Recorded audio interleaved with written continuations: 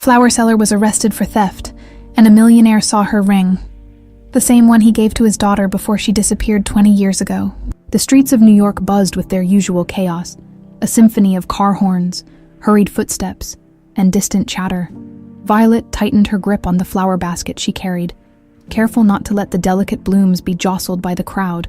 For as long as she could remember, this had been her life, selling flowers to strangers, weaving through the city's endless stream of people. It wasn't glamorous, but it was honest work, and it kept her going. Today was no different, except for the looming storm clouds gathering overhead. She glanced up, her freckled face illuminated by a brief ray of sunlight before it disappeared behind a gray veil. "Looks like rain," she muttered to herself, quickening her pace. She needed to sell the remaining flowers before the downpour began.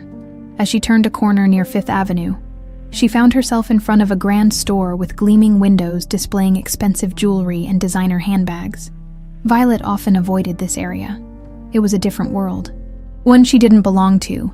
But today, desperate to sell her last roses, she decided to linger a little longer. She hoped to catch the attention of the well-dressed clientele bustling in and out. Her hopes were dashed when the first drops of rain began to fall, light at first but quickly growing heavier. "Just great," Violet sighed, clutching her basket as she looked for cover. A small awning over the store's entrance offered temporary refuge. She stood there awkwardly, trying not to draw attention to herself, but attention found her anyway. "Hey, you!" A booming voice broke through the sound of the rain. Violet turned to see a tall, intimidating man in a black suit approaching her. Behind him, two equally stern-looking security guards followed. "What do you think you're doing here?" "I'm just waiting for the rain to stop," Violet replied nervously, clutching her basket tightly. The man's eyes narrowed as he looked her up and down, his gaze lingering on the basket of flowers. "Don't play games with me," he barked. "We've had reports of someone stealing from the store. You match the description." "What?" Violet's voice rose in disbelief. "I haven't stolen anything. I'm just selling flowers." The security guards flanked her, their presence suffocating. One of them grabbed her arm, pulling her forward. "We need to check your things," he said gruffly. "Let go of me," Violet protested, her cheeks flushing with humiliation. Passers-by stopped to gawk, their curious eyes adding to her discomfort. "I didn't do anything wrong." "Then you won't mind coming inside," the suited man said coldly. Without giving her a chance to resist, the guards escorted her through the store's grand entrance. The interior was as opulent as Violet had imagined. Marble floors, crystal chandeliers, and shelves lined with items that probably cost more than she earned in a year. She felt small and out of place, her muddy shoes squeaking against the polished floor. In the center of the store stood a man in an impeccably tailored suit. His salt and pepper hair was combed back neatly, and his piercing blue eyes seemed to see through her. This was Scott Mitchell, the store's owner and one of the most powerful businessmen in the city. "Mr. Mitchell," the lead security guard said, gesturing toward Violet. "We found her loitering outside. She claims she's selling flowers, but we suspect—" Scott raised a hand to silence him. His eyes were fixed on Violet, or rather, on her hand. "That ring," he said abruptly, his voice calm but laced with intensity. Violet blinked, confused. "What?"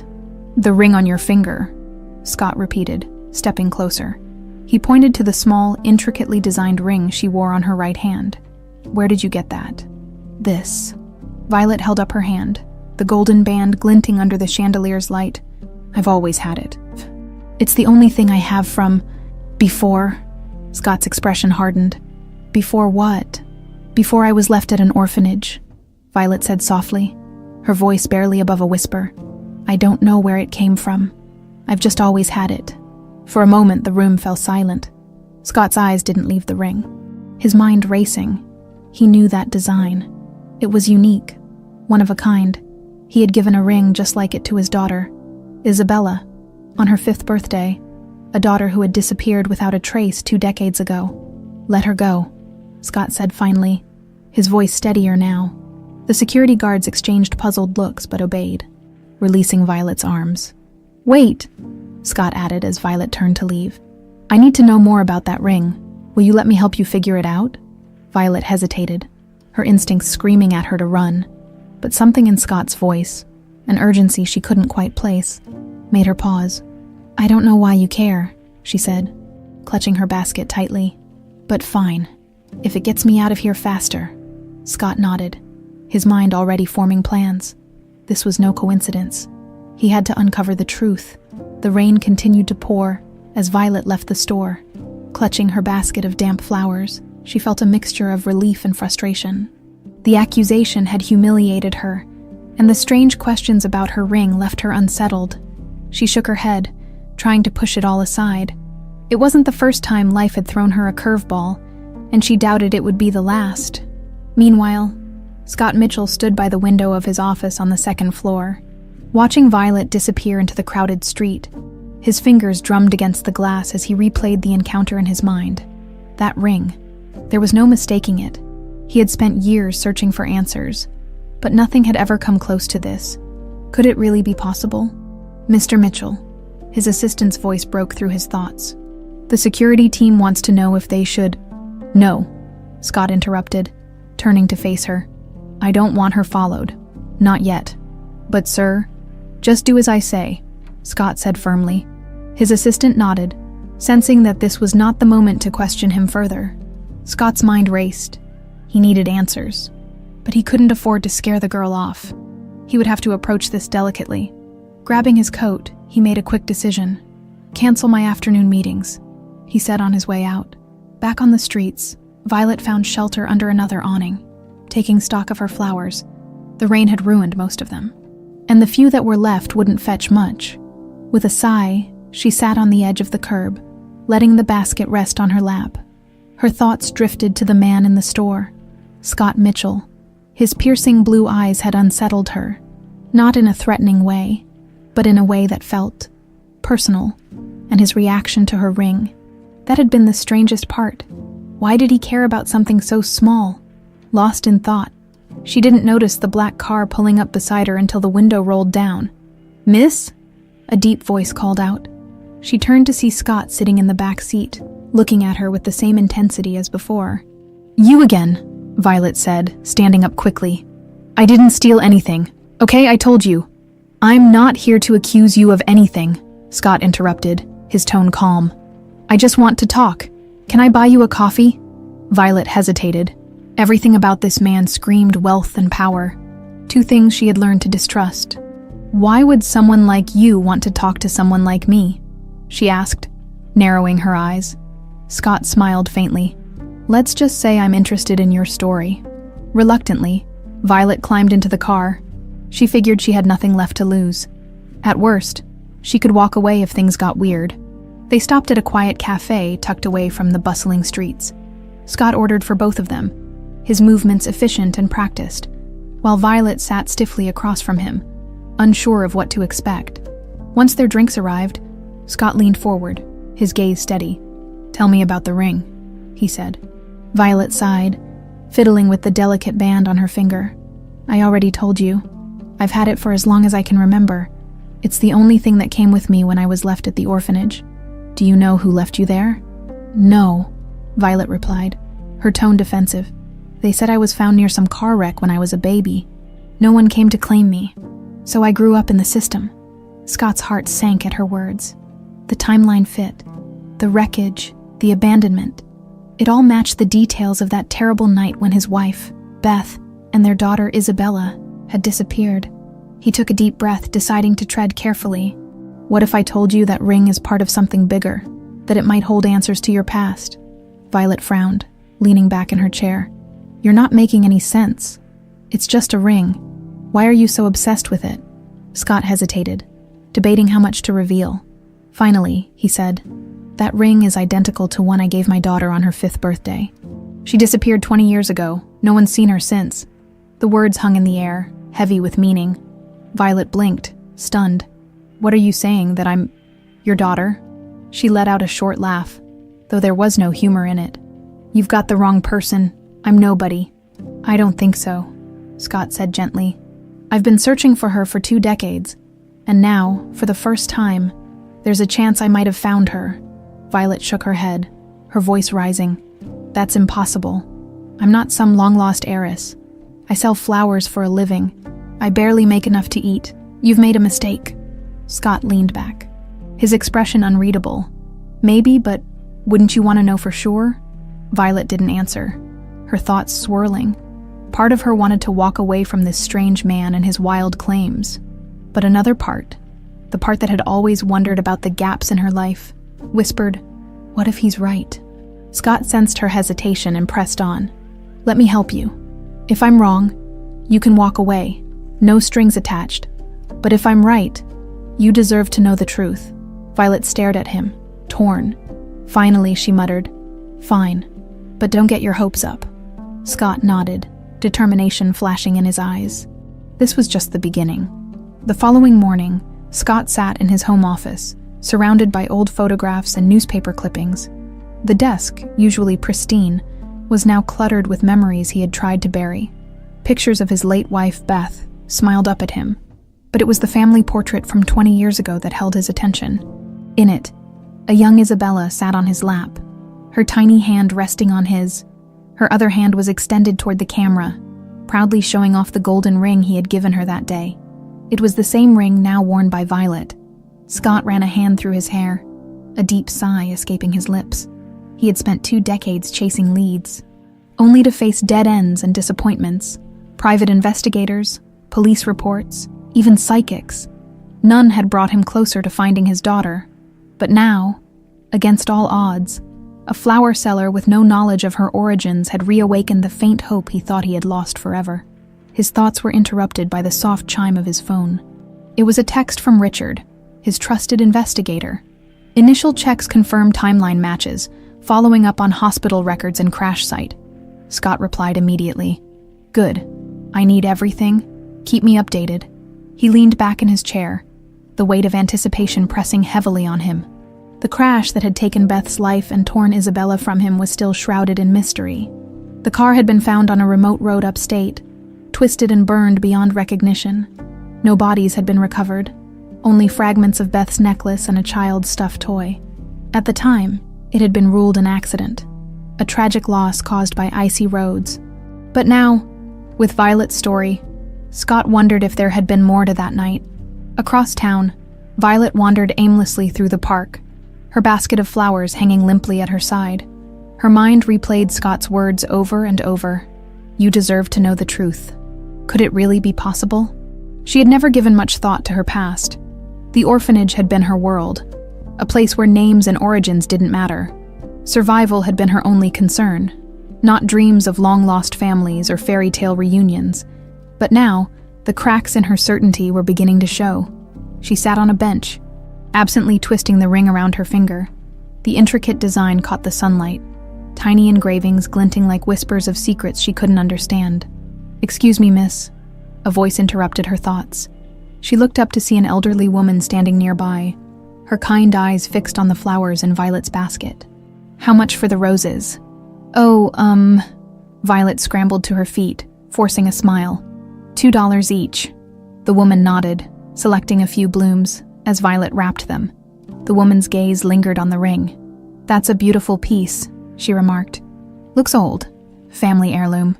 Something like that, Violet replied quickly. Handing over the flowers, the woman smiled and walked away, leaving Violet to wonder. Was the ring truly a link to a family she never knew? Later that evening, Scott sat at his dining table, the untouched dinner before him growing cold. He couldn't shake the feeling that the accident wasn't as simple as it had seemed. Picking up his phone, he called Richard. Any updates? Yes, sir, Richard replied. The hospital records confirm a child was admitted the night of the crash. Female, approximately 5 years old. No name. The woman who brought her in disappeared before staff could question her. The child was transferred to a nearby orphanage 2 days later. Scott's grip on the phone tightened. And the woman? No id, but witnesses described her as middle-aged, dark hair. She never returned. Scott closed his eyes, the pieces clicking into place. That's her, he said quietly. That has to be her. Richard hesitated before continuing. There's more? The accident report? It's incomplete. Some of the evidence was never fully processed. I'm digging into why. Do it, Scott ordered. I need everything. Meanwhile, Violet found herself back in the tiny apartment she called home. The peeling wallpaper and second-hand furniture felt even smaller than usual, the weight of Scott's revelations pressing down on her. She pulled out a small box from under her bed, where she kept a handful of keepsakes from her childhood. Inside were faded photos of herself at the orphanage, a bracelet one of the nuns had given her, and a crumpled piece of paper with the address where she had been found. She traced the address with her finger, the memory of that day blurry at best. A nun had told her she was left there after being found on the side of the road, alone and crying. No one ever came for her. Her phone buzzed, breaking her reverie. It was a text from Scott. "I need to speak with you, it's important." She hesitated, her fingers hovering over the screen. Part of her wanted to ignore him, to bury this entire ordeal and go back to her life as it was. But another part of her, the part that had always wondered why she was left behind, wanted to know more. Finally, she typed back, "Fine, tomorrow." As she set the phone down, she caught sight of her reflection in the cracked mirror across the room. For the first time, she allowed herself to wonder, what if he's right? What if I'm not who I thought I was? The next morning, Violet arrived at the cafe where she had agreed to meet Scott. She was early, a rare occurrence for someone who was usually running from one task to the next. The weight of the previous day's revelations had kept her awake through most of the night, her mind racing with questions. She'd spent hours staring at the ring, wondering how something so small could carry the answers to a life she never imagined.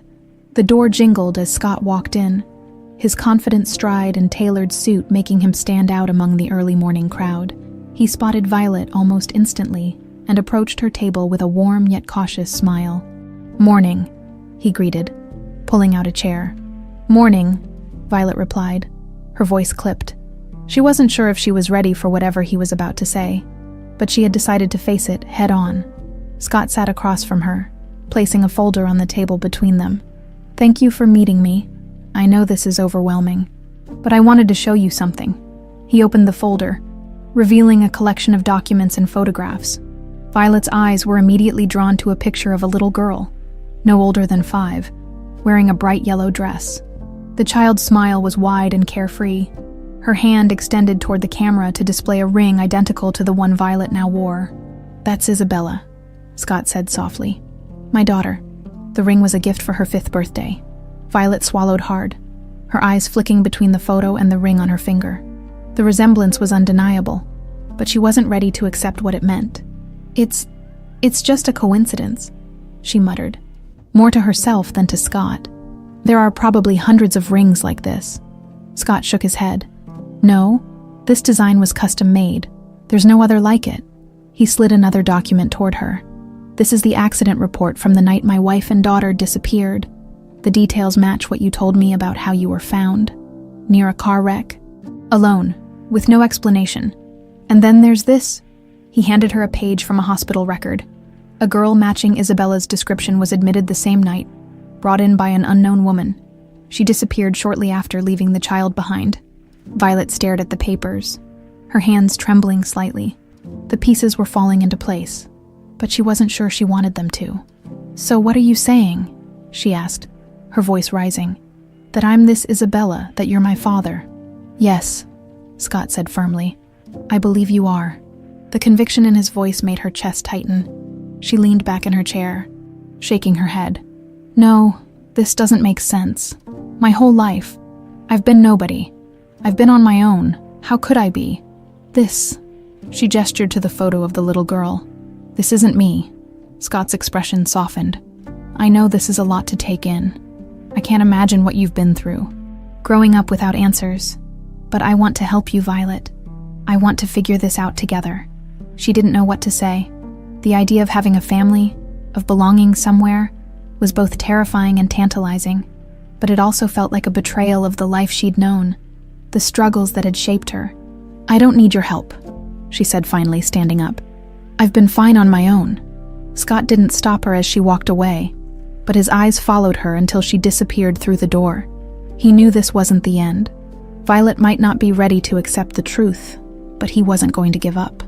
That evening, Scott returned to his office, where Richard was waiting with more updates. The investigator placed a small box on the desk. "I thought you might want to see this," he said. Scott opened the box to find a charred fragment of metal with faint etchings still visible. It was part of a necklace. One he recognized immediately. It had belonged to Beth, his wife. This was recovered from the crash site, Richard explained. It's one of the only pieces of evidence that survived. Scott ran his fingers over the necklace, memories of that night flooding back. He had always believed the crash was an accident, a cruel twist of fate that had torn his family apart. But now, he wasn't so sure. There's something else, Richard continued. The accident report. It's incomplete. There are gaps in the documentation, missing pages. It's almost like someone wanted to bury the details. Scott's jaw tightened. What are you saying? I'm saying it's possible the crash wasn't an accident. The room fell silent as Scott processed the implications. If someone had caused the crash, then this wasn't just about finding his daughter. It was about uncovering the truth about what happened that night. Keep digging, he said finally. I want to know everything. Violet, meanwhile, sat alone in her tiny apartment. The folder Scott had given her spread out on the table. She had taken it with her, despite her protests, unable to leave it behind. The photos and documents stared back at her, daring her to believe in a story she wasn't ready to accept. Her eyes lingered on the picture of the little girl. For the first time, she allowed herself to wonder, what if Scott was right? What if she wasn't Violet, the flower seller scraping by in the streets of New York? What if she was Isabella Mitchell, the long-lost daughter of a man who had never stopped searching for her? The thought sent a shiver down her spine. She didn't know what scared her more, the possibility that it was true, or the possibility that it wasn't. The following day, Violet tried to carry on with her routine, hoping that the rhythm of selling flowers would distract her from the whirlwind of thoughts occupying her mind. But it was impossible. Every time she handed over a bouquet or counted her meager earnings, her fingers brushed against the ring on her hand, a constant reminder of the life Scott Mitchell believed was hers. She found herself walking through Central Park, the weight of her confusion pressing down on her. The city seemed quieter than usual, the noise of the streets muted by her own internal turmoil. Violet sat on a bench, pulling her knees to her chest, and stared at the lake. For so long, she had accepted the gaps in her past as unchangeable. But now, they loomed over her like a puzzle she didn't know how to solve. Her phone buzzed in her pocket. She ignored it at first, assuming it was another spam call. But when it buzzed again, she pulled it out with a sigh. Scott's name lit up the screen. "What do you want?" she said, answering the call with a sharper tone than she intended. "I just want to talk," Scott replied, his voice calm but insistent.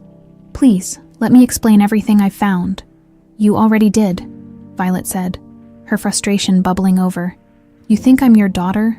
You've got all these papers and photos, but none of it proves anything. It doesn't change who I am. That's why we need to take a DNA test," Scott said. "It's the only way to know for sure," Violet laughed bitterly. "And what if it proves you're wrong? What if I'm not the person you're looking for? Then I'll let you go," Scott said softly. "No more calls, no more questions. But if I'm right, don't you want to know the truth?" The sincerity in his voice caught her off guard, but she wasn't ready to let her guard down. "I need time," she said finally, ending the call before he could respond. Back in his office, Scott stared at his phone. Frustration etched across his face. He had expected resistance from Violet. It was only natural, but he hadn't anticipated how deeply her doubts would cut. Every second felt like a missed opportunity, a chance slipping through his fingers, but he knew better than to push too hard. Violet had to come to the truth on her own terms. His thoughts were interrupted by Richard, who entered the office carrying a thick folder. "I've got more for you," the investigator said, setting it down on the desk. "You're not going to like this." Scott opened the folder and immediately felt a chill run down his spine. Inside were copies of financial documents, internal memos, and a series of anonymous letters sent to his late wife in the months leading up to the crash. "These were found in your wife's personal effects," Richard explained. "It looks like she was receiving threats before the accident." Scott's jaw tightened as he scanned the letters. Each one was vague but ominous, warning Beth to stay out of company matters and keep quiet about what she didn't understand. The final letter, dated just days before the crash, was the most chilling. "Accidents happen when people ask too many questions. This wasn't an accident," Scott said, his voice low and filled with anger. "Someone wanted her out of the way. It's looking that way, Richard agreed. I've also been digging into Clifford Mitchell's activities around that time. There's a lot of movement in the company's finances that doesn't add up. I think he was trying to cover his tracks. Scott's hands clenched into fists. His brother had always been ambitious, but this was beyond anything he had imagined. If Clifford was behind the crash, then he had taken not only Beth's life, but also 2 decades of Scott's relationship with his daughter. Keep digging, Scott said through gritted teeth. I want everything you can find on Clifford. No more secrets. That evening, Violet returned to her apartment, her body exhausted, but her mind still restless. She collapsed onto the worn couch, staring up at the cracked ceiling as her thoughts swirled. Scott's words echoed in her ears. Don't you want to know the truth? She hated how much the question haunted her. Of course she wanted to know. She had always wanted to know. But the truth came with strings, and Violet wasn't sure she was ready to untangle them. Her phone buzzed again. This time, it was a text from Scott. I'll be at the cafe tomorrow morning. If you want to take the test, I'll be waiting. Violet tossed the phone onto the couch, staring at it like it was a ticking bomb. A part of her wanted to delete the message and pretend none of this was happening, but another part, quieter but persistent, whispered that she owed it to herself to find out. The next morning, Violet found herself standing outside the cafe, her heart pounding in her chest. She had told herself she wouldn't come, that she didn't care, but here she was, her feet betraying her resolve. Scott was already inside, sitting at the same table as before. When he saw her, a flicker of relief crossed his face. He stood as she approached, but she held up a hand to stop him. I'm not making any promises, she said quickly, but if this test gets you to leave me alone, then fine. Let's do it. Scott nodded, his expression unreadable. Thank you. They sat in silence as they waited for the technician to arrive. Violet fidgeted with the ring on her finger, avoiding Scott's gaze. She didn't want to admit it, but part of her was scared that he might be right, and even more scared that he might be wrong when the technician arrived.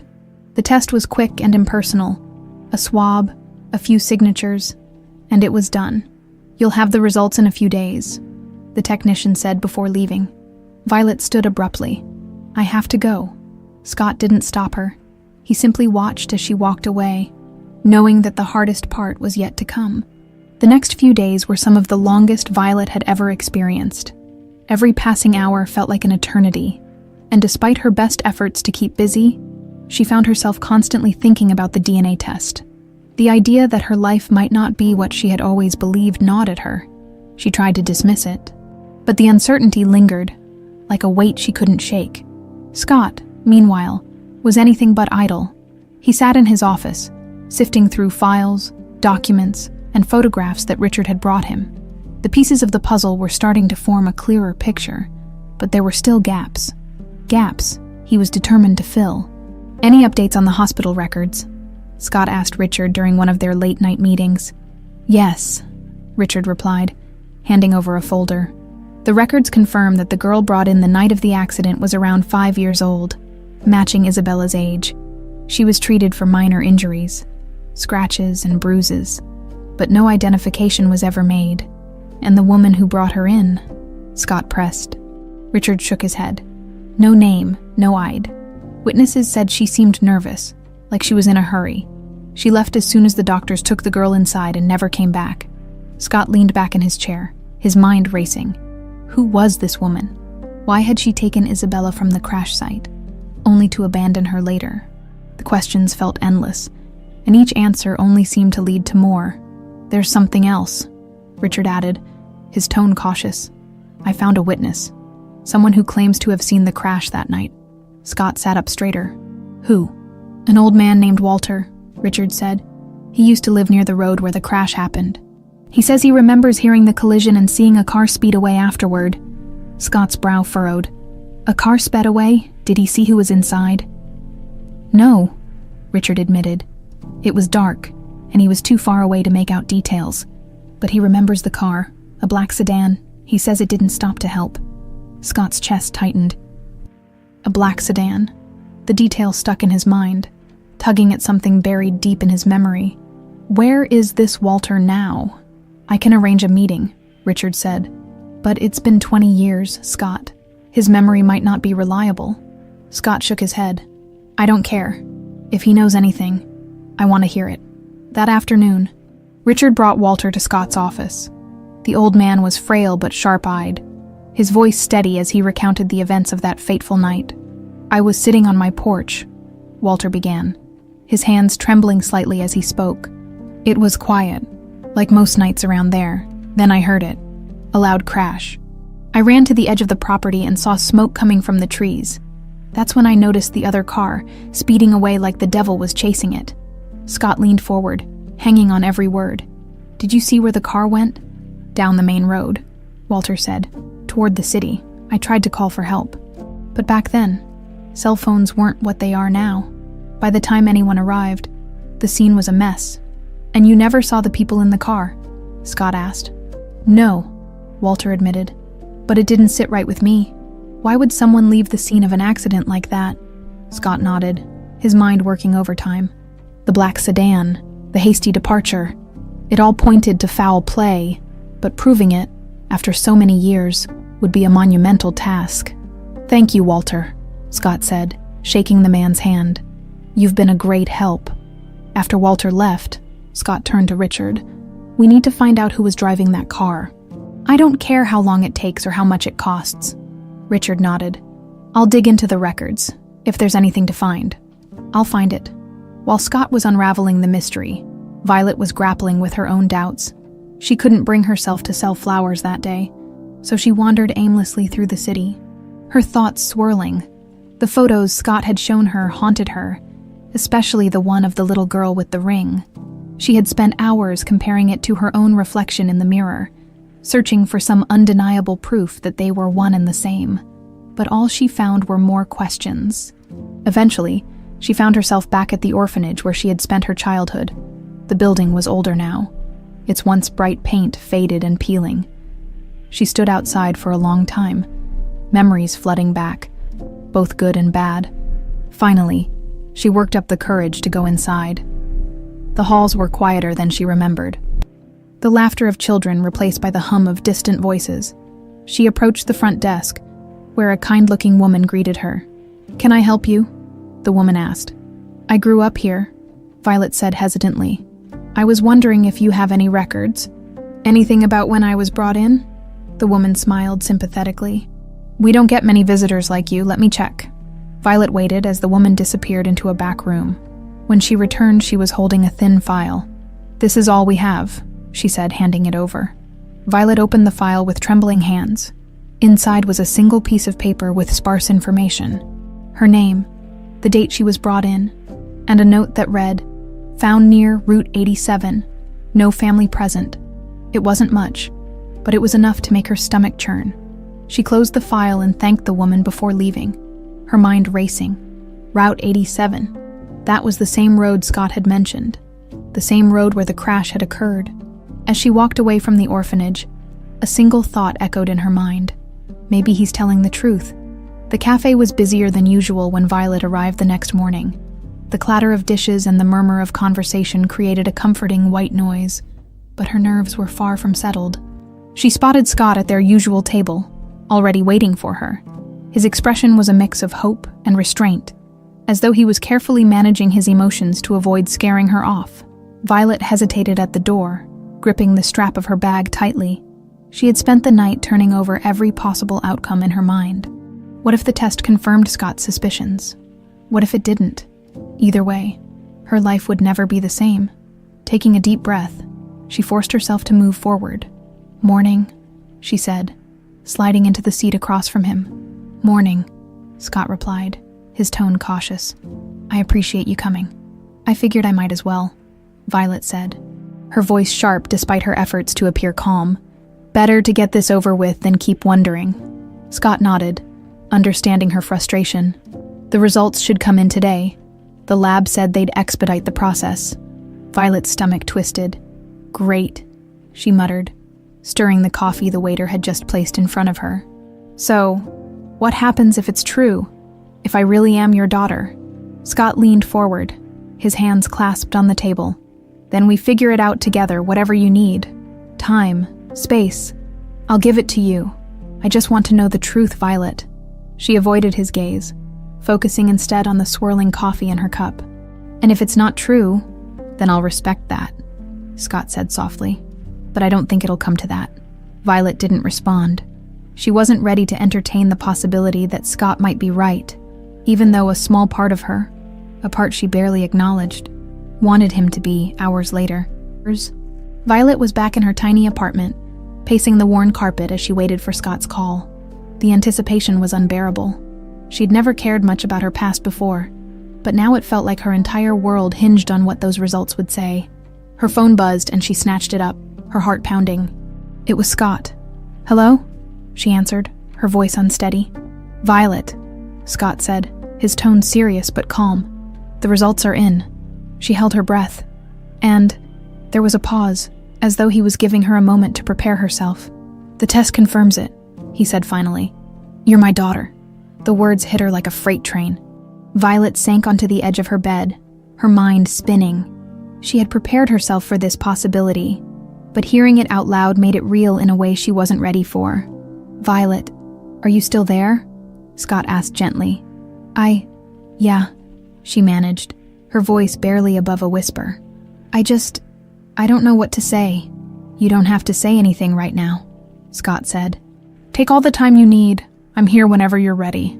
"Okay," Violet said, her throat tight. She ended the call and stared at her reflection in the cracked mirror across the room. The girl looking back at her didn't feel like anyone's daughter, much less the child of a powerful man like Scott Mitchell. But the evidence was undeniable. The ring, the photos, the DNA, it all pointed to a truth she couldn't escape. Scott sat in his office, staring at the test results on his desk. He should have felt relief, joy even, but all he could think about was how much time had been lost.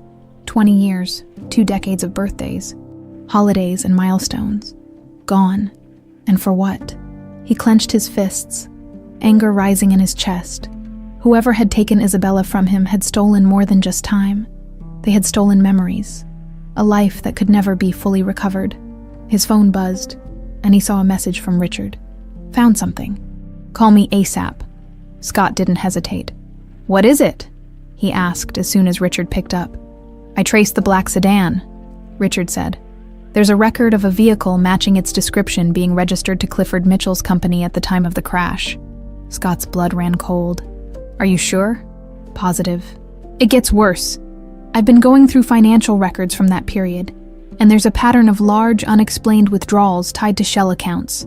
It looks like Clifford was siphoning money from the company for years." Scott gritted his teeth. "That bastard, he's behind this, isn't he?" "It's looking that way," Richard said. "But proving it will take more digging." "Then dig faster," Scott snapped. "I want everything on Clifford. Everything." The next day, Violet found herself standing outside Scott's office, her emotions a tangled mess. She hadn't planned on coming, but after a sleepless night, she realized she couldn't ignore this any longer. If Scott was truly her father, then she deserved to know the whole story. The receptionist ushered her into the office, where Scott stood to greet her. He looked surprised but pleased to see her. "Violet," he said, gesturing to the chair across from his desk. "I wasn't expecting you." "I wasn't expecting to come," she admitted, sitting down. "But I need answers. If I'm really your daughter, then I need to know everything. Not just about me, but about what happened." Scott nodded, his expression serious. "You deserve the truth," he said, "and I'll tell you everything I know, but I need you to understand. There are still pieces of this puzzle I'm trying to put together." Violet crossed her arms. "Then let's start with what you have." Scott leaned back in his chair, his eyes heavy with the weight of 2 decades of searching. "It all started the night of the crash," he began. Scott leaned forward, resting his elbows on the polished desk as he began recounting the story. His voice was calm, but carried the weight of years of pain. "It was late, just past midnight, when I got the call. The police said there had been an accident. Beth's car had veered off Route 87 by the time I arrived. The scene was already cleared. The wreckage was unrecognizable." Violet sat silently, her hands gripping the arms of the chair. She watched Scott closely, noting the way his jaw tightened and his fingers trembled slightly as he spoke. For all his wealth and power, he seemed vulnerable, like a man who had been haunted by his past for far too long. They told me Beth was gone, Scott continued, his voice breaking for the first time. But there was no sign of Isabella. Just her stuffed toy, half-burned, lying in the dirt. I thought she had been taken, but no one knew anything. The investigation went nowhere. Violet's throat tightened. The image of a burned toy lying alone in the wreckage hit too close to home. "And you really think that I'm her?" she asked hesitantly. "I don't just think," Scott said, sliding a folder across the desk toward her. "I know." Violet opened the folder, her eyes scanning the DNA results. There it was, in black and white. 99.9% probability of parentage. The paper trembled in her hands as the reality of it sank in. "It's undeniable," Scott said softly. "You're my daughter, Violet. My Isabella." The words hung in the air, heavy and surreal. Violet set the folder down and took a shaky breath. "But if I was found near the crash, how did I end up at the orphanage? Who left me there?" Scott shook his head. "That's what I'm trying to figure out. All I know is that someone took you from that crash and brought you to the hospital. After that, you were transferred to the orphanage. It doesn't make sense." Violet stared at the floor, her mind racing. She wanted to reject it all, to cling to the life she knew, but the pieces fit too perfectly to ignore. The ring, the photos, the DNA, they all pointed to a truth she couldn't deny. "I don't know how to do this," she admitted quietly. "I don't know how to be someone's daughter." Scott's expression softened. "We'll figure it out together, there's no rush. I just want to be here for you." Before Violet could respond, a knock at the door interrupted them. Richard stepped in, holding another folder. "I have more information," he said, glancing at Violet before turning to Scott. "Should I?" "It's okay," Scott said, gesturing for him to continue. "You can speak freely," Richard nodded, opening the folder. "I found more connections to Clifford. Financial records show he was making large withdrawals from the company around the time of the accident. And there's this, an anonymous letter sent to Beth a week before the crash." He handed the letter to Scott. Scott read it, his eyes narrowing. "Stay out of matters you don't understand. Accidents happen to people who ask too many questions." He slammed the paper onto the desk. "It's him, it has to be." "Who's him?" Violet asked, her voice sharp. "Clifford Mitchell," Scott said bitterly. "My brother, he's always been ambitious, but this goes beyond anything I imagined." Violet frowned. "You think your brother caused the accident?" Scott nodded. "I'm certain of it. He had everything to gain by getting rid of Beth. She was starting to question his activities at the company, and I think she found something that threatened him. So, what do we do now?" Violet asked, a mix of fear and determination in her voice. Scott looked at her, his eyes filled with resolve. "We expose him, but first, we need more evidence." That evening, Violet found herself back in her apartment, the weight of the day pressing down on her. She paced the room, trying to make sense of everything. Just days ago, she was a flower seller scraping by on the streets of New York. Now, she was Isabella Mitchell, a woman with a father, a past, and a future she hadn't asked for. Her phone buzzed on the table. It was a text from Scott. "We'll get through this together, rest well." She didn't reply. Instead, she picked up the folder of documents he had given her earlier. As she flipped through the pages, she stopped at the DNA results again. The words blurred as tears filled her eyes. She wanted to feel anger, or relief, or something concrete, but all she felt was numb. Finally, she set the papers aside and crawled into bed, pulling the blanket tightly around her. For the first time in years, she allowed herself to wonder what it might be like to have a family, someone who cared, someone who stayed. Meanwhile, Scott sat alone in his study, a glass of whiskey in hand. He stared at the letter Richard had found, his mind replaying every interaction he'd had with Clifford over the years. The signs had been there all along, subtle but unmistakable. Clifford's impatience, his growing resentment, the way he had always seemed to sidestep questions about company finances. Scott's grip tightened on the glass. Clifford had taken everything from him, his wife, his daughter, and 20 years of his life. But not anymore. He was going to make this right, no matter the cost. The morning light filtered through the curtains of Violet's apartment, casting a soft glow on the scattered papers and open folders that still sat on her coffee table. She stirred awake, her mind immediately returning to the events of the previous day. For a fleeting moment, she had hoped it was all a dream, a strange, implausible dream, but the ring on her finger and the weight in her chest told her otherwise. With a deep breath, Violet decided to confront the day. If she was truly Isabella Mitchell, she needed to start acting like it, even if the thought terrified her. She grabbed her coat and headed out, the chilly New York air waking her up as she walked toward the address Scott had given her the day before. Scott was already waiting when Violet arrived at the grand townhouse. The building was as intimidating as the man himself, towering, elegant, and meticulously maintained. For a moment, Violet hesitated at the steps, clutching the railing as if it could anchor her to the life she was leaving behind. Scott appeared at the door, his expression lighting up when he saw her. "You came," he said warmly, stepping aside to let her in. "I guess I couldn't avoid it forever," Violet replied, her voice laced with nervousness as she stepped into the marble-floored entryway.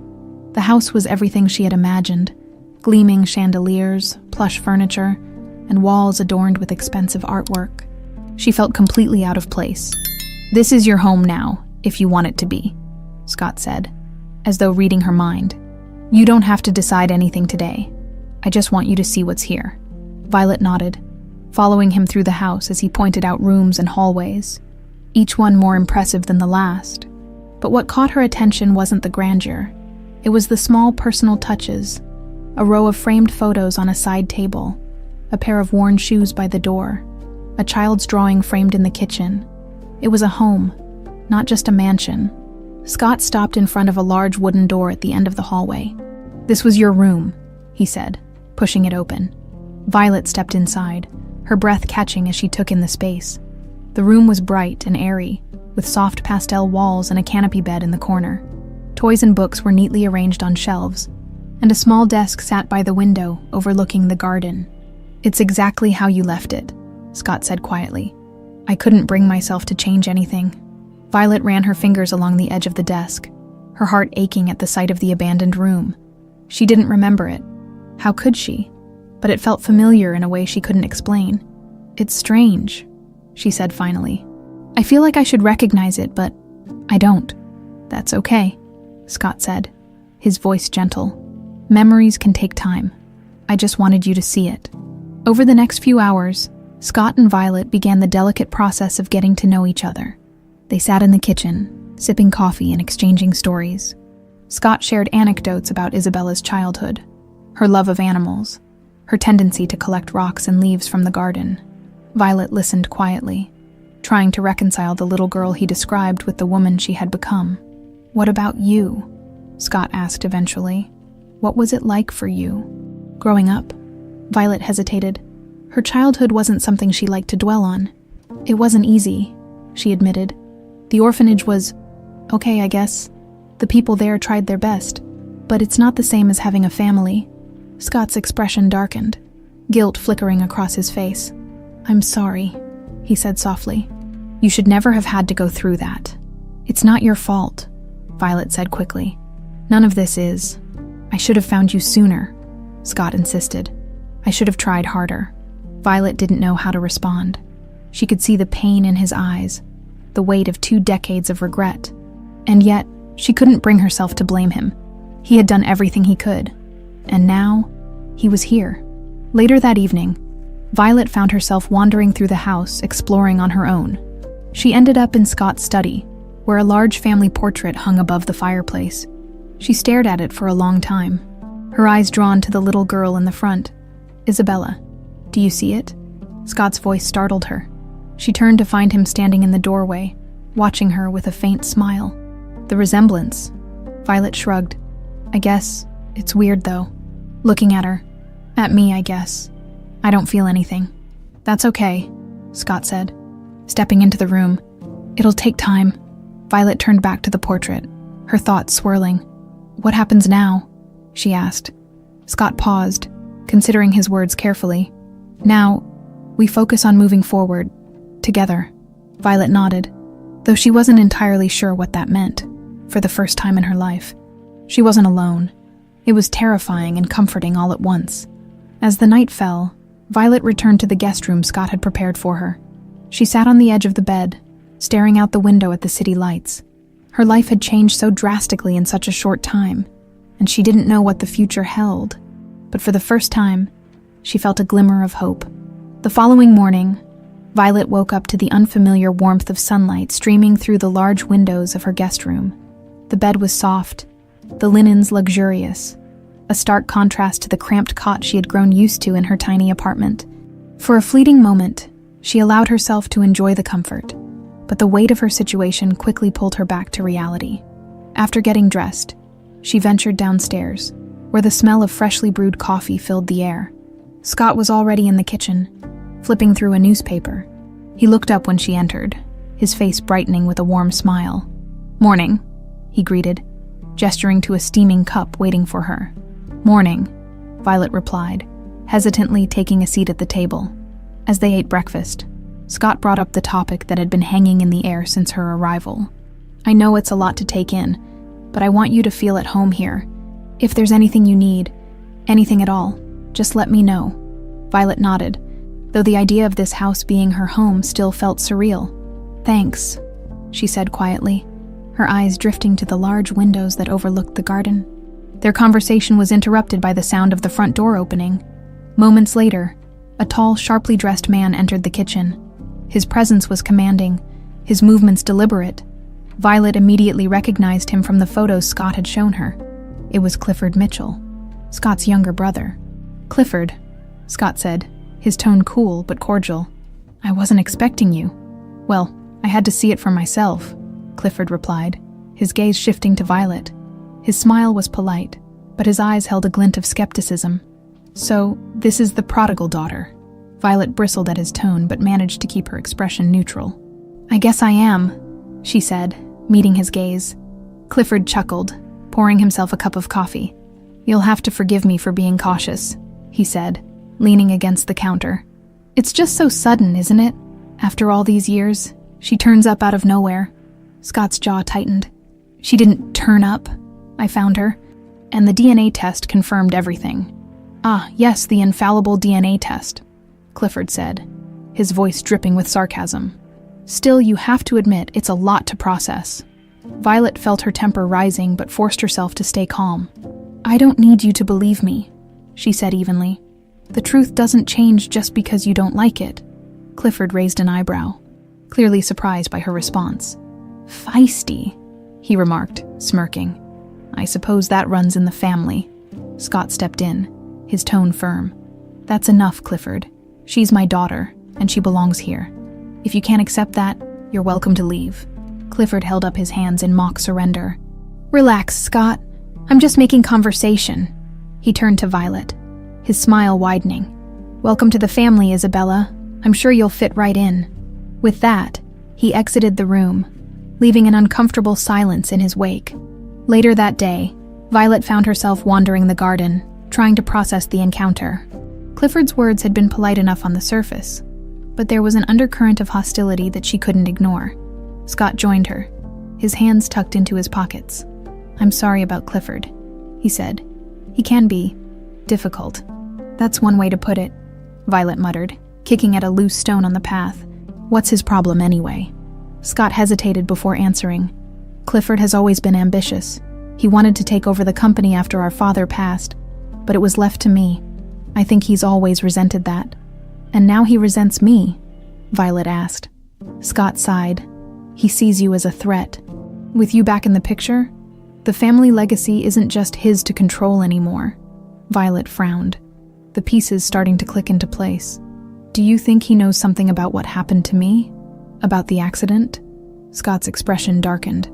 "It's possible. He was always good at keeping secrets." Meanwhile, Clifford retreated to his office, his polished demeanor slipping away the moment he closed the door. He poured himself a drink, his mind racing. Isabella's return threatened everything he had built over the years. He had spent 2 decades consolidating his power within the company, and now, with her back, Scott had all the ammunition he needed to push him out for good. He picked up his phone and dialed a number. "We need to meet," he said curtly. "It's about Isabella." That evening, Violet decided to confront her doubts head-on. She approached Scott in his study, her expression determined. "I want to help," she said. Scott looked up from the documents spread across his desk. "Help with what?" "With Clifford," Violet replied. "If he's hiding something, I want to know. This isn't just about me anymore. It's about what happened to Mom." Scott studied her for a moment, pride and concern warring in his expression. "Are you sure? This could get dangerous." "I'm sure," Violet said firmly. "I've spent my whole life wondering who I am. If there's even a chance Clifford knows the truth, I'm not going to let him get away with it." Scott nodded, his resolve hardening. "Okay, then we do this together." As the night deepened, father and daughter pored over files and records, searching for anything that could link Clifford to the accident. It was a daunting task, but for the first time, Violet felt a sense of purpose. She wasn't just a flower seller anymore. She was Isabella Mitchell, and she was ready to fight for the truth. The morning air in the Mitchell household was unusually still, as though the tension lingering from Clifford's visit had seeped into the walls. Violet woke early, determined to focus on the investigation Scott had started. After a quick breakfast, she found herself back in the study, where Scott had spent hours combing through files the night before. Stacks of papers and old photographs covered the desk, but one item caught Violet's attention: a leather-bound journal, worn with age. She picked it up, running her fingers over the embossed initials on the cover. "BM. "What's this?" she asked, holding it up as Scott walked into the room. Scott's eyes softened when he saw the diary. "That belonged to Beth," he said. "She used to write in it every day, after the accident. I couldn't bring myself to read it. But now, with everything we've learned," he trailed off, gesturing for Violet to open it. Violet hesitated, feeling a strange mix of curiosity and guilt as she flipped through the pages. The entries started out light and cheerful, detailing family outings, Isabella's milestones, and Beth's hopes for the future. But as she read further, the tone shifted. "Clifford has been acting strange lately. He's more secretive than usual, and I can't shake the feeling that he's hiding something from Scott. I overheard Clifford on the phone today. He mentioned an opportunity that he didn't want Scott to know about. I don't trust him." Violet frowned, her grip tightening on the book. "She suspected Clifford," she said, looking up at Scott. Scott nodded grimly. Beth always had a keen sense for people if she thought Clifford was up to something. "She was probably right," Violet continued reading, the entries becoming more ominous. "I found documents in Clifford's office, financial records that don't add up. I'm not sure what he's doing, but I can't stay quiet about it. Scott needs to know. Clifford confronted me today. He knows I've been looking into his accounts. He warned me to stop, but I can't ignore this. If something happens to me, Scott needs to keep looking. He can't let Clifford get away with this." Violet's heart raced as she read the final entry, written just 2 days before the crash. "I'm scared. Clifford's threats are becoming more direct. I've decided to tell Scott everything tomorrow. He deserves to know the truth." She looked up at Scott, her voice shaking. She knew Clifford was involved in something, and she tried to stop him. Scott's face darkened, a storm of emotions flickering across his features. "And she paid the price for it," he said quietly, determined to uncover more. Scott called Richard and shared the contents of the diary. "We need to focus on Clifford's financial records," he said. "Beth found something before the crash, and I want to know exactly what it was." Richard agreed, promising to dig deeper. Meanwhile, Violet felt a growing sense of urgency. Every piece of evidence they uncovered brought her closer to understanding what had happened to her mother, and what had led to the life she had been forced to live. Later that day, Violet ventured into the garden, seeking a moment of clarity. The sprawling green space was quiet, the kind of place that invited reflection. She sat on a bench near a fountain, her mind replaying the words in Beth's diary.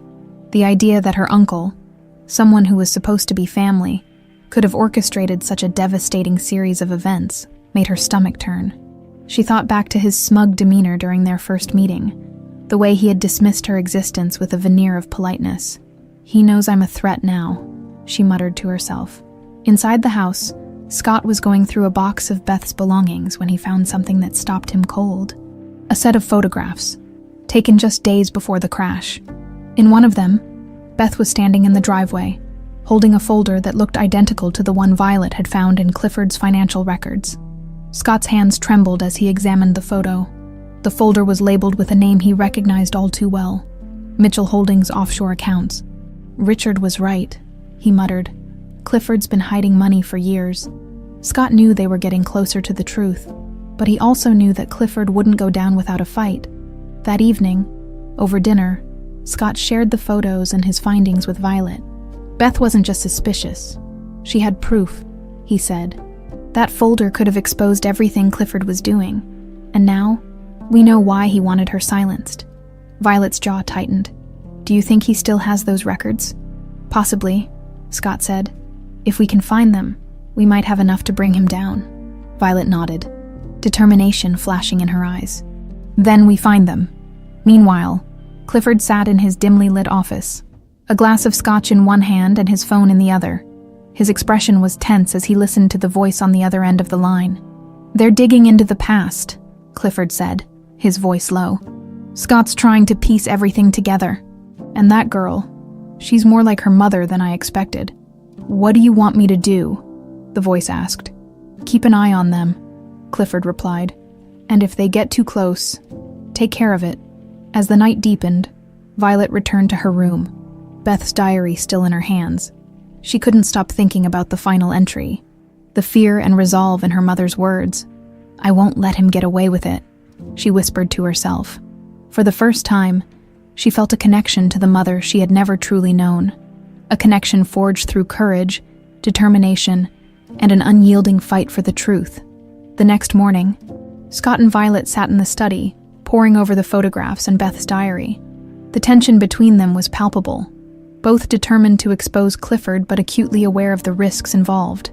We need to find that folder, Scott said, tapping one of the photos. If Beth had it before the crash. There's a chance Clifford kept it somewhere. Violet nodded. Do you think he's suspicious about us digging into this? Scott hesitated. If he isn't yet, he will be soon. Clifford's not the type to sit idle when he feels threatened. The conversation was interrupted by Richard's arrival, carrying a laptop and a stack of files. I've been going through Clifford's financial records, he said, setting everything on the desk. And it's worse than we thought. He opened the laptop, showing a spreadsheet filled with transactions. Clifford's been funneling money through offshore accounts for years. He's been hiding profits from Mitchell Holdings and using them to fund personal projects, most of them illegal. Scott's jaw tightened. This is exactly what Beth found. Richard nodded. It matches the descriptions in her diary. But there's more. I found a series of payments to a private investigator around the time of the crash. Clifford might have hired someone to stage the accident. Violet's stomach churned. So he planned it. He really planned to kill her. It's looking that way, Richard said grimly. But we need more proof to tie him directly to the crash. Determined to act, Scott decided it was time to confront Clifford indirectly. That afternoon, he invited his brother to the house under the pretense of discussing company matters. Violet watched from the study window as Clifford's car pulled into the driveway, her heart pounding with anticipation. Are you sure about this? She asked Scott, as he straightened his tie. I'm not letting him dictate the narrative anymore, Scott replied. It's time to turn the pressure up. The conversation began civilly enough. With Scott and Clifford seated in the living room, Violet stayed hidden just out of sight, listening to every word. Clifford, I've been reviewing some old company records, Scott began casually. It seems there were some irregularities around the time Beth passed. Do you know anything about that? Clifford's expression didn't falter, but Violet noticed the slight twitch of his jaw. Irregularities? That was decades ago, Scott. Why dig it up now? Because I have reason to believe those irregularities weren't accidents, Scott said, his tone sharpening. Beth found something, didn't she? Something you didn't want anyone else to see. Clifford leaned back, his smile cold and calculated. Careful, Scott. Accusations like that could ruin a man. Only if they're true, Scott countered. And I intend to find out. For a moment, the room was silent, the tension thick enough to cut with a knife. Then Clifford stood, brushing imaginary lint from his jacket. You're wasting your time, Scott. Dig all you want, but you won't find anything. He turned to leave but paused in the doorway, his gaze flicking briefly toward Violet's hiding spot. Oh, "And give my regards to your daughter," he said, the word dripping with disdain. "She seems to be adjusting well." After Clifford left, Violet stepped into the room, her hands clenched into fists. "He knows," she said. "He knows we're onto him." Scott nodded. "Good. Let him sweat." But Violet wasn't convinced. "What if he retaliates? What if he tries to stop us?" "Then we'll be ready," Scott said firmly. "We've come too far to back down now." That evening, Violet couldn't shake the feeling that Clifford was planning something. She paced the halls of the house, her thoughts racing. She was no stranger to danger. Her life on the streets had taught her how to recognize a threat, and Clifford was more than a threat. He was a ticking time bomb. Her phone buzzed, jolting her out of her thoughts. It was a message from an unknown number. "Stay out of this, or you'll regret it." Violet's heart skipped a beat. She rushed to find Scott, showing him the message. "He's trying to scare me," she said, her voice trembling with anger. "It won't work." Scott frowned, his protective instincts kicking in. "We need to take this seriously. I'll increase security around the house. He won't get to you." Violet shook her head. "I'm not scared of him. He's been controlling this family for too long, and I'm not letting him win." Scott placed a hand on her shoulder. "We'll bring him down, together." Meanwhile, Clifford sat in his dimly lit office, his expression dark. He sipped his scotch slowly, his mind calculating his next move. The girl was a problem, one he hadn't anticipated, but problems could be dealt with. He picked up his phone and made a call. "It's time to clean up this mess," he said curtly. "Make sure they don't find anything." As the night deepened, Violet found herself standing in the garden, the cool air calming her nerves. She stared up at the sky, the stars obscured by the city lights, and thought about Beth, her mother. She couldn't remember her face, her voice, or her touch, but she felt a connection nonetheless. "I'll do this for you," Violet whispered. "I'll make sure he pays for what he did." With the truth so close, Violet knew they couldn't afford to make mistakes. Clifford was dangerous, but she wasn't afraid. She had spent her whole life fighting to survive, and now she had something worth fighting for. The morning sunlight streamed through the large windows of the Mitchell estate as Scott and Violet sat in the study, their faces tense with determination. The events of the previous night, including Clifford's veiled threat, had only solidified their resolve. It was time to act. Richard arrived promptly at 9 a.m., carrying yet another stack of files. "I've managed to track down some of the documents Beth mentioned in her diary," he said, spreading them out on the desk. "These tie directly to Clifford's offshore accounts, but we still need more concrete evidence to prove his involvement in the crash." "What about the folder Beth had in the photo?" Scott asked. Richard nodded. "I have a theory. If Clifford didn't destroy it, he likely hid it somewhere secure, somewhere only he could access. My guess is his office at Mitchell Holdings." Scott leaned back in his chair, his mind racing. "We'll need a way to get inside without him knowing." Violet, who had been quiet until now, spoke up. "What if I do it?" Scott looked at her sharply. "Absolutely not. It's too dangerous." "It's the only way," Violet argued. "Clifford already sees me as a threat. If I show up at the office under the guise of wanting to learn about the company, he might let his guard down." Scott hesitated, his protective instincts clashing with the logic of her plan. Finally, he nodded reluctantly. "We'll need to plan this carefully." Over the next few hours, the three of them devised a strategy. Violet would visit Clifford at his office, posing as an eager family member interested in the business. Meanwhile, Richard would monitor the building's security systems, ensuring they had a window of opportunity to search his private files. "This is risky," Scott said as they finalized the plan. "If anything goes wrong—" "It won't," Violet interrupted, her voice firm. "I can handle this." Scott sighed, realizing there was no stopping her. "Be careful," he said, his tone softening. "I can't lose you again." Violet gave him a small smile. "You won't."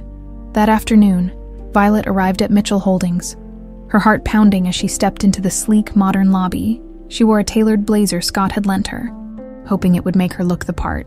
The receptionist greeted her warmly, clearly aware of who she was. "Miss Mitchell, Mr. Clifford Mitchell is expecting you," she said, gesturing toward the elevator. Violet's stomach churned as she rode up to the top floor, her fingers fidgeting with the ring on her hand. When the elevator doors opened, Clifford was already waiting, his polished smile firmly in place. "Isabella," he said smoothly, extending a hand. "What a pleasant surprise." "Clifford," Violet replied, shaking his hand. "I thought it was time I learned more about the family business." "Of course," Clifford said, his smile never wavering. "Come, let me show you around." As Clifford gave her a tour of the office, Violet feigned polite interest, nodding and asking occasional questions. She noted the way his gaze lingered on her, as if assessing her every move. She kept her demeanor calm, even as her nerves buzzed beneath the surface. Eventually, they reached his private office, a spacious room with floor-to-ceiling windows overlooking the city. Clifford gestured for her to sit while he poured them both a drink. "To family," he said, handing her a glass. "To family," Violet echoed, forcing a smile as they talked. Violet subtly scanned the room, looking for anything that might hint at where he had hidden the folder. Her eyes landed on a locked cabinet behind his desk, and she made a mental note. "Tell me," Clifford said, leaning back in his chair. "What made you decide to take an interest in the company now?" Violet shrugged, playing her part. "I just thought it was time. If I'm part of this family, I should understand what we do, right?" Clifford's smile tightened. "Of course. It's always good to take an interest in one's legacy." Before he could press further, Violet glanced at her watch and feigned surprise. "Oh, I didn't realize how late it was. I have another appointment to get to." Clifford stood, his expression unreadable. "We'll continue this another time. Let me walk you out." As they left the office, Violet made a point of looking relaxed, but inside, her heart raced. She had seen enough to know they were on the right track that evening. Back at the estate, Violet recounted everything to Scott and Richard. "He has a locked cabinet in his office," she said. "I'm almost certain the folder is in there." Richard nodded. "We can use that. I'll pull the building's security schedules and figure out the best time to get in." Scott looked at Violet, pride and concern warring in his eyes. "You did well," he said.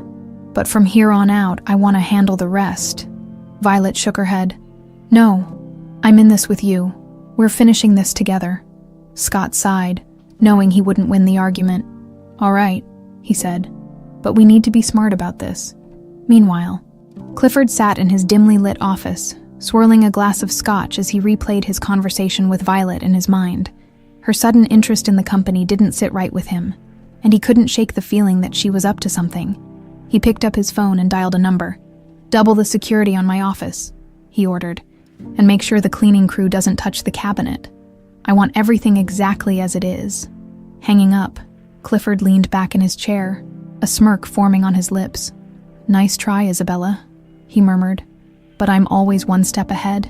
Back at the estate, Scott and Violet sat together in the study, the weight of their plan pressing down on them. "This is it," Scott said. "We're going to bring him down." Violet nodded, determination flashing in her eyes. "For Mom," she said softly, "and for everything he took from us." Scott placed a hand on her shoulder, his expression resolute. "We'll get justice, no matter what it takes." The plan was set. Violet and Scott sat in the study, finalizing the details with Richard, whose meticulous preparation left little room for error. Every possible scenario had been discussed, and every contingency was accounted for. Yet the tension in the room was palpable. "The cleaning crew leaves at 9 p.m., Richard explained, pointing to the building's blueprint spread across the desk. "That gives us a 2-hour window before the next security sweep. I'll monitor the cameras and disable the alarm on Clifford's office remotely. Once you're inside, you'll need to move fast." Scott nodded, his expression grim. "And the lock on the cabinet." "It's biometric," Richard replied. "Clifford's fingerprints are the only way to open it, but I've prepared a device that can bypass it. If you place it on the scanner, it'll mimic his print." Violet studied the blueprint, her resolve solidifying. "And if Clifford finds out we're there, then we get out immediately," Scott said firmly. "No risks, no heroics." Violet smirked faintly. "No promises." At exactly 9:15 p.m., Violet and Scott arrived at Mitchell Holdings. The sleek building loomed over them, its glass facade reflecting the city lights. Violet adjusted the baseball cap she wore, her heart pounding as they entered through the side door Richard had unlocked remotely. The hallways were eerily quiet, the usual buzz of employees replaced by an unsettling stillness. Richard's voice crackled through their earpieces. "Cameras are down. You're clear to proceed to the elevator." Scott led the way, his steps purposeful but cautious. Violet followed close behind, her fingers brushing against the small bag slung over her shoulder, which carried the tools they needed. The elevator ride to the top floor felt agonizingly slow, the tension thick between them. When the doors opened, they stepped into Clifford's private office floor. Richard's voice came through again. "All clear. The cabinet is directly behind the desk." Scott gestured for Violet to move quickly. She nodded and approached the cabinet, her hand steady despite the adrenaline coursing through her veins. Pulling out the bypass device, she placed it over the biometric scanner. The device blinked red, then green. "It worked," she whispered, pulling the cabinet open. Inside, folders and documents were stacked neatly, their contents organized in Clifford's meticulous fashion. Violet's eyes scanned the labels until one caught her attention. Mitchell Holdings Offshore Accounts. She grabbed it, along with another folder labeled Crash Investigation, 2002. "I've got them," Violet said, turning to Scott. "Good, let's get out of here," Scott replied, already moving toward the door. But before they could leave, Richard's voice rang through their earpieces. Tense and urgent. "You've got company. Clifford just arrived." The sound of the elevator dinging echoed through the hallway. Scott and Violet froze, their eyes locking as they realized the gravity of the situation. "Hide," Scott whispered, pulling Violet behind a large bookshelf. Clifford's voice carried into the office moments later. "I don't care what time it is," he barked into his phone. "Just make sure those contracts are signed by tomorrow." He strode into the office, his sharp eyes scanning the room. Violet held her breath, her heart pounding so loudly she was sure he could hear it. She clutched the folders tightly, willing herself to stay still. Clifford approached his desk, setting his phone down. His gaze shifted to the open cabinet, and his expression darkened. "What the hell?" he muttered, stepping closer to inspect it. Scott motioned for Violet to move toward the door, while Clifford's back was turned. They crept silently, each step agonizingly slow. But just as they reached the threshold, Clifford turned, his eyes narrowing. "Scott," he said, his voice icy. "What are you doing here?" Scott straightened, stepping in front of Violet to shield her. "I could ask you the same thing," he replied evenly. Clifford's gaze flicked to Violet, then to the folders in her hands. Realization dawned on his face, and his expression twisted with anger. "You're stealing from me. We're uncovering the truth," Scott shot back. "Something you've been hiding for years." Clifford laughed coldly. "You have no idea what you're getting into. Put those files back and walk away, or I'll make sure you both regret it." Violet stepped forward, her voice steady despite the fear gnawing at her. "You're the one who should regret it. You killed my mother. You stole 20 years of my life." Clifford's smirk faltered for a moment, but he quickly recovered. "You have no proof." "Not yet," Scott said. "But we will. And when we do, you'll answer for everything." Clifford's expression hardened. "You're making a mistake, Scott. Don't forget who you're dealing with." Scott stepped closer, his voice low and dangerous. "No, Clifford. You've underestimated who you're dealing with." Before Clifford could respond, Richard's voice came through their earpieces. "Security's on their way. You need to move now." Scott grabbed Violet's arm, pulling her toward the elevator. Clifford didn't stop them, but his cold gaze followed them as they disappeared down the hallway. Once they were safely outside, Violet let out a shaky breath, clutching the folders to her chest. "That was too close," she muttered. Scott placed a reassuring hand on her shoulder. "You did great. Now we have what we need to bring him down." Violet nodded, her resolve strengthening. Clifford might have the upper hand now, but they were one step closer to exposing the truth, and she wasn't about to back down. Meanwhile, Clifford stood in his office, his jaw clenched as he replayed the encounter in his mind. Picking up his phone, he made another call. "It's time to accelerate the plan," he said. "No more waiting." Hanging up, he turned to the window, his reflection dark and foreboding. "Let's see how far you're willing to go, Scott." The drive back to the Mitchell estate was silent, the tension between Scott and Violet heavy in the air. Violet clutched the folders in her lap, her mind racing with the confrontation they had just escaped. She glanced at Scott, whose grip on the steering wheel was tight. his knuckles white with tension. "We have what we need," Violet said softly, breaking the silence. "Don't we?" Scott glanced at her, his expression hard to read. "We're close," he said, "but Clifford's not going to sit back and let this happen. He'll fight us every step of the way." As they pulled into the driveway, Richard was already waiting in the study, his laptop open and ready. Violet handed him the folders, and he immediately began scanning through the documents. "This is it," Richard said after a few moments. "These records confirm everything. Offshore accounts, embezzlement, and payments to the private investigator around the time of Beth's death. Clifford was siphoning money from the company to fund his own interests, and when Beth found out, he orchestrated the crash to silence her."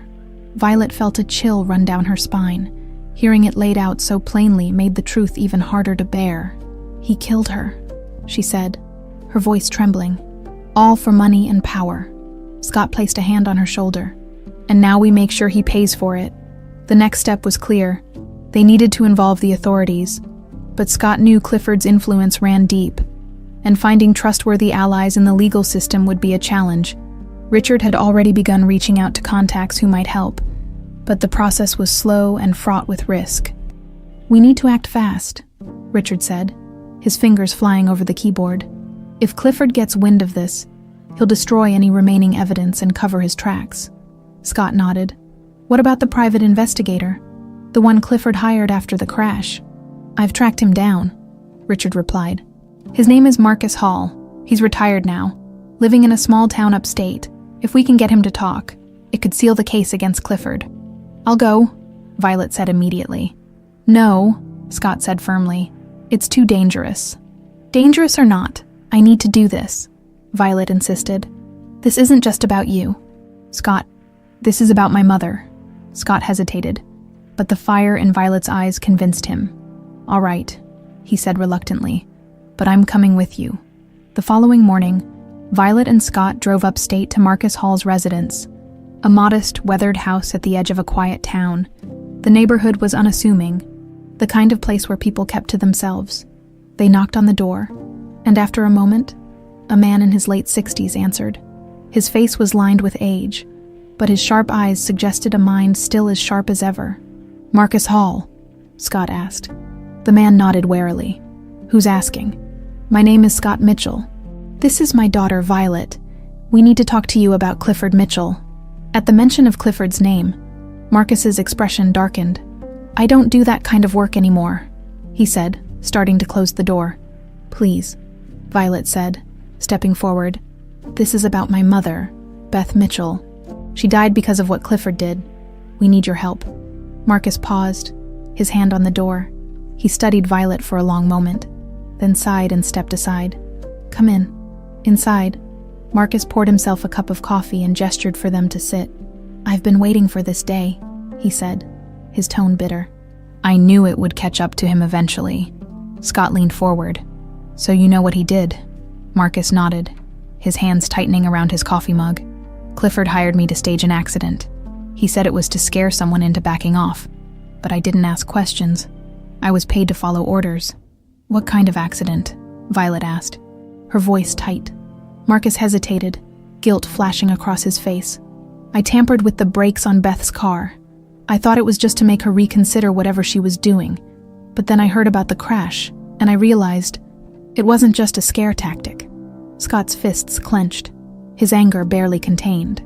"And you didn't come forward?" Marcus shook his head. "I was afraid.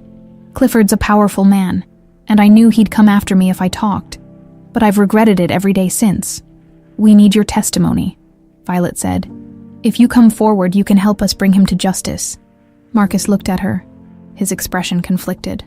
"Do you know what you're asking? Clifford won't just let this go. He'll come after all of us." "We're ready for that," Scott said firmly. "But we can't do this without you." Marcus sat in silence for a long moment, then finally nodded. "All right," he said. "I'll do it. I should have done it a long time ago." As they drove back to the city, Violet felt a strange mix of relief and dread. They were closer than ever to exposing Clifford, but the stakes were higher than ever. "Do you think this will be enough?" she asked Scott. "It's a start," Scott said. "But Clifford's not going down without a fight." Violet looked out the window, her resolve hardening. "Then we fight." Meanwhile, Clifford sat in his office, his phone pressed to his ear. "They're moving against me," he said, his tone cold. "Get everything ready. If they think they can win, they're in for a surprise." He hung up, his gaze hardening as he stared out the window. The game was far from over, and Clifford Mitchell wasn't about to lose. The tension in the Mitchell estate was palpable as Scott, Violet, and Richard prepared for their final move. With Marcus Hall agreeing to testify and the incriminating documents in hand, they had everything they needed to confront Clifford once and for all. But the risks had never been higher. Clifford's power and influence loomed over them like a dark cloud, and they knew he wouldn't go down without a fight.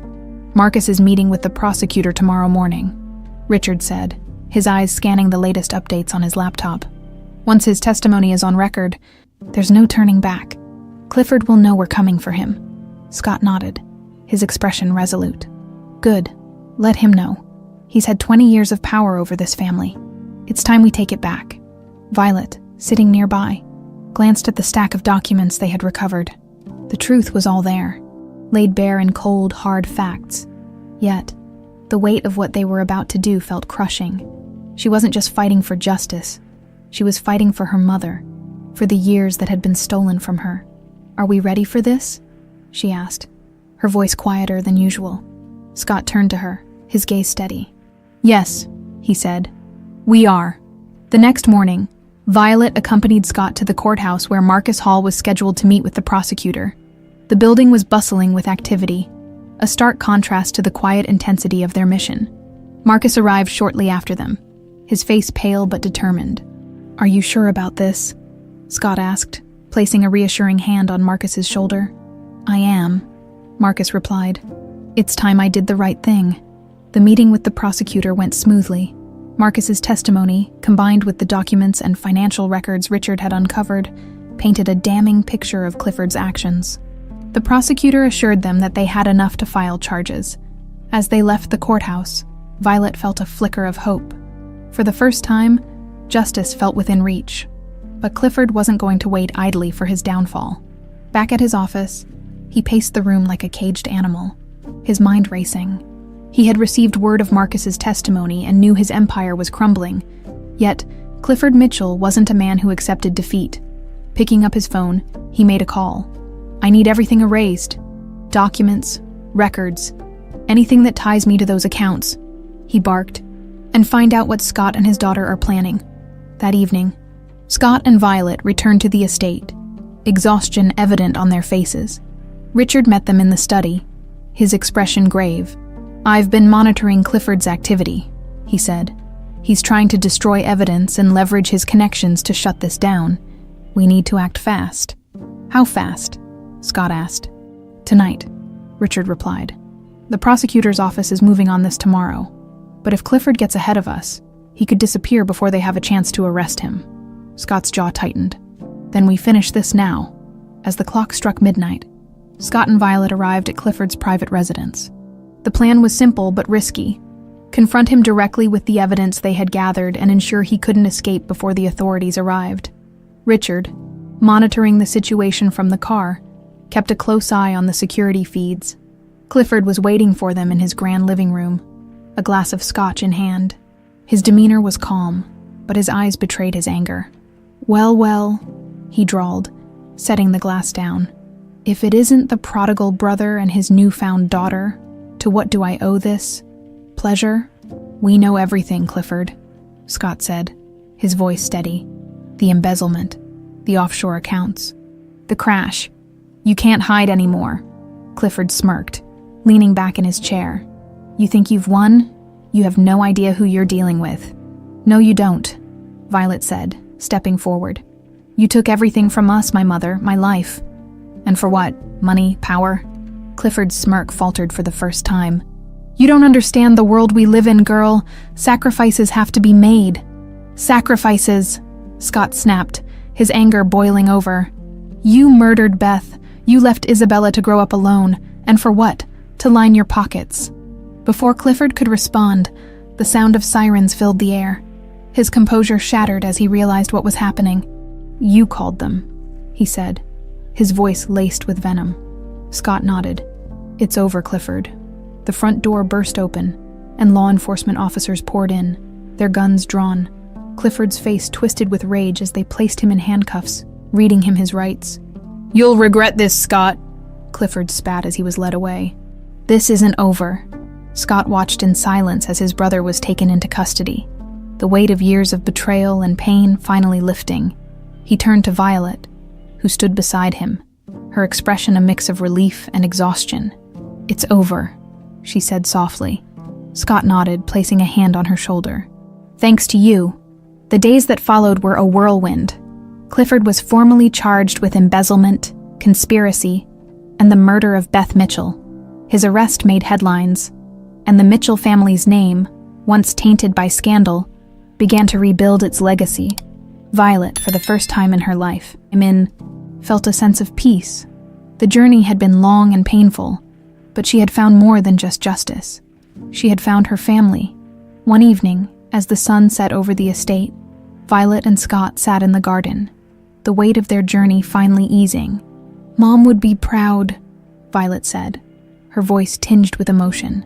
Scott smiled, his eyes glistening. "She would be proud of you. You're everything she hoped you'd be." Violet leaned back, letting the warmth of the moment wash over her. The past was no longer a shadow. It was a story of strength, resilience, and a family brought back together.